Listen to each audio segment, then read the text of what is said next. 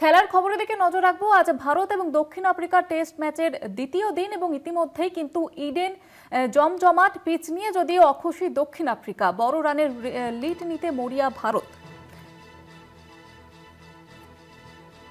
আমাদের সঙ্গে টেলিফোন লাইনে রয়েছেন আমাদের assistant sports editor Joyjyoti Ghosh. Joyjyoti, গতকাল আমরা দেখেছি যে সাউথ আফ্রিকা হেরে গিয়েছে এবং আজকে যেমনটা তারা জানাচ্ছে যে দক্ষিণ আফ্রিকা তারা কিন্তু পিচ নিয়ে অখুশি, ঠিক কি জানা যাচ্ছে?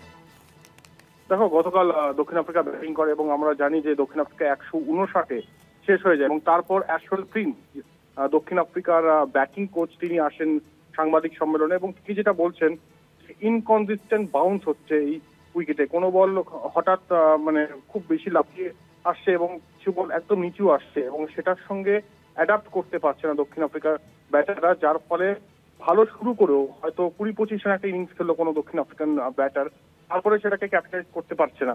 তো এটাই তাদের তরফ থেকে বলা হয়েছিল। তবে ভারত কিন্তু দেখিয়ে দিচ্ছে কিভাবে খেলতে হয় এই ধরনের উইকেটে।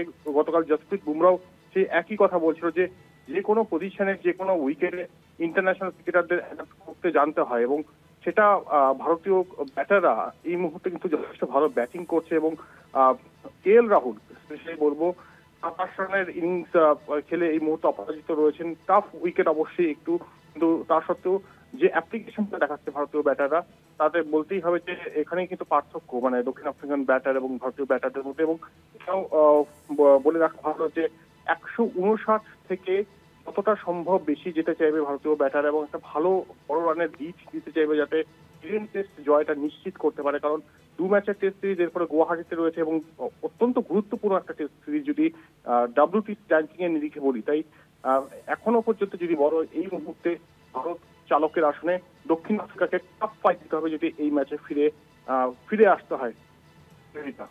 ধন্যবাদ জানাবো জয়জ্যোতি।